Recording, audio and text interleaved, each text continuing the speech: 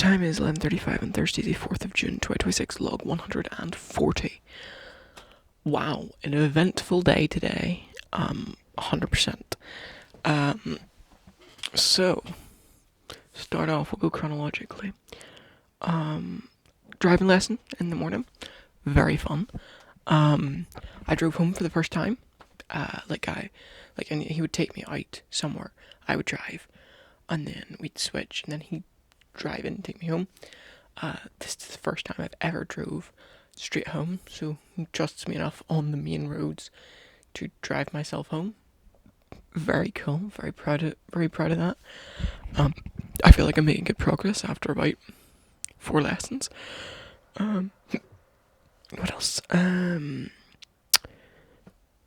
I went and spoke to a guy today called Chris. He is a 3D modeler, CG, and he has worked. This is just a random connection. I was just invited out of pure chance if I want to come speak to him. And he is pretty amazing. He has done a lot of work for a lot of different companies.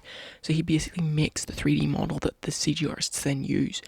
So for example, if he would model like this mouse, and then the compositors and the textures, he does texturing as well, I believe, they would all put it into the scene, but he actually makes the physical thing that they use. So he did Black Mirror. He did the robot for Black Mirror. He's working on the new Harry Potter season, the one where Snape's black, I think. He did like a toad or something for that. He did like a big rope, it was like 6. He did the arms of like a big, I can't remember the name of it. Maybe it'll come to me eventually. I recorded the whole conversation on this anyway, so I'll be able to listen to it back if I want to. But he basically was like a big digger thing with like 6 digger arms, and he made the arms for that. Really cool. He did Mission Impossible. He's worked with ILM. He's worked on so many movies. Because he was working on Mission Impossible Dead Reckoning. I think he also met Tom Cruise and stuff. Like, Tom Cruise came into the studio, because obviously Tom Cruise is like a producer or whatever now. Very cool guy, very chill. He did, if you look at the Mission Impossible trailer, he did the Ospreys, he did the cars, he did a bus, he did, I'm forgetting stuff, he did the things in the train, like the plates and the cups, and I think piano as well, he said. He did all of them elements. He made all of the elements from scratch. He did, like, literally every time you see something that was like, hey, that looks kind of dangerous to be doing in real life, he pretty much did that. He made the model for it. He did, what else did he do? I'm forgetting so much stuff. Yeah, but like, if you look at the trailer, like, you could probably pick out, like, you look at all of like the impressive shots, and you wouldn't even know they're CG. They're that good. But you'd be like, yeah, that's CG, that's CG, that's CG. And he was like, I made that. He was an incredible guy to talk to. And he offered that if I'm ever in London he's currently, I think, negotiating a deal to get back in with to go back to ILM, because he worked with ILM, the biggest CG company. Star Wars, basically. George Lucas he left to do a whole bunch of other stuff, worked for another company for about 4 years back, and he's negotiating to go back into ILM, I assume for better pay. But yeah, very cool guy. Great that I had a chance to meet him.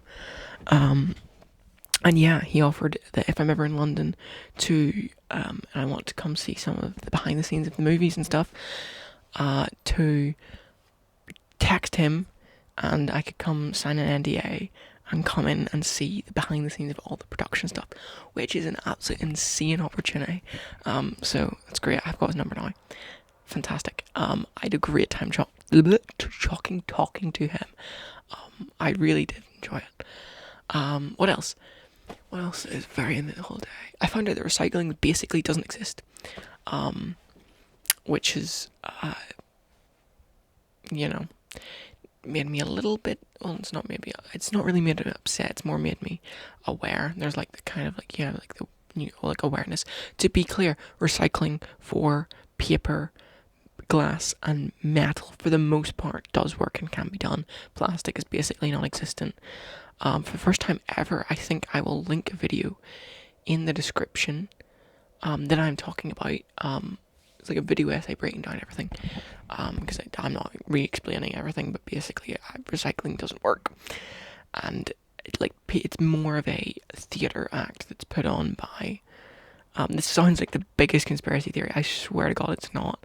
But it's basically like a theatre act put on by the plastic companies and the gas companies and the government to make people think that they're doing their bit. They're not being as wasteful as they are being. Because people kind of need that security. They need to be able to sleep at night and not have that guilt when they buy things. They need to have that feeling. And that's mainly why they do it, because plastic recycling is basically more or less non-existent. It's either the only two options for plastic recycling, because nothing really you don't melt it down. In a nutshell, you don't melt it down, turn it into new things. It doesn't work like that. Most plastics can't be recycled. Almost all recycling either ends up in an incinerator or in landfill. So I know maybe I'm being naive and I didn't know that, but I feel like a lot of people don't know that. But on the off chance someone sees it, I'll link the video. Description, I think. Also for me, I can come back in a couple of years' time and be like, oh, so that's where I learned this, all that stuff from. Anyway, what else? A big Amazon order. Not a big Amazon order. Realistically, it wasn't that big, but I have some cool stuff that I got that arrived. Finally, I had a bunch of 7-inch albums. Actually, it would just be easier if I brought the camera, to be honest. Ignore the state of my room, please, for the love of God. So obviously I have them 2 boxes there with full of records. That's the one I'm currently listening to. It's on the turntable right now. So that one's not full. That one's getting filled from that bag that my nana gave me, because the records are from that bag. Ignore my pointy toe. It's just I'm using because it can't be arsed with my hand, and also I need one hand to hold the camera. This here's what arrived today. It's something that can hold my 7-inch records, as well as I got a whole bunch of. I'll just put you here again. Give me 2 ticks.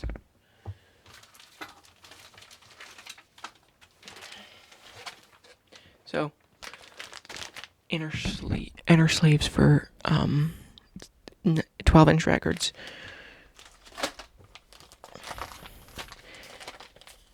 Inner sleeves for 7-inch records.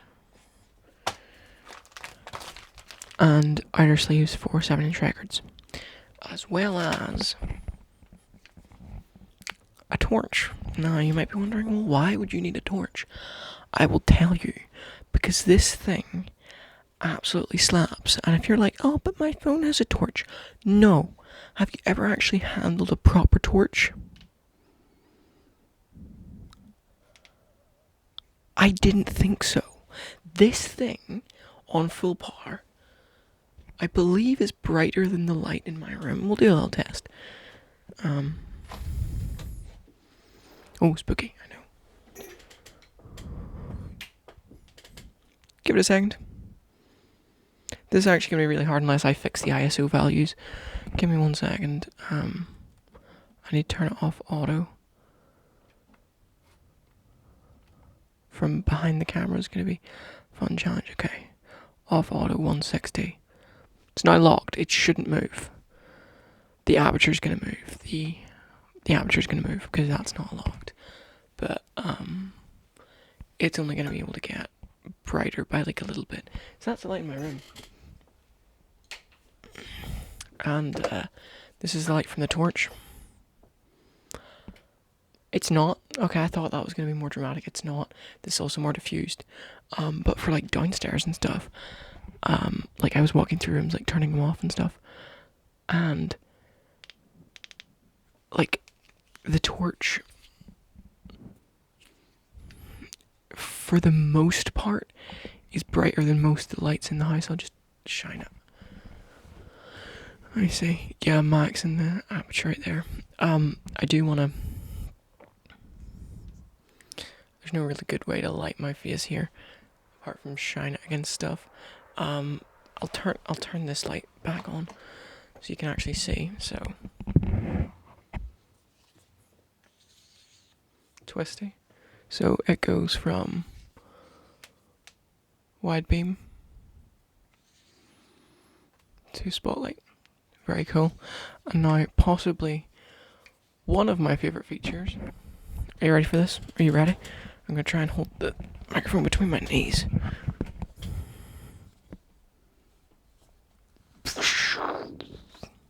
Star Wars, baby. I get a diffused work light when I extend the handle, which is very cool. And also, if I hold the button, dark side, baby. Let's go. No, I'm kidding. It's a red one. It's a red light to preserve night vision, which is very cool. Not on this one, unfortunately, but it's the brightest setting. And then if I hold it, it should. Yep. That was useless. Brightest setting. If I hold it, gets less bright, and then it flashes to let me know it's at the lowest setting. It also has memory, so if I double tap, it'll just go straight to the lowest setting. If I single tap, brightest setting. This one here as well. If I double tap when I'm open here, lowest setting immediately. It also flashes and stuff when when it changes settings. Can I reach that? I can't reach it. God damn it. Okay. Yeah, obviously again, it's got like the different modes. It's also got a flashing red mode, I think. Can that alarm stop, please?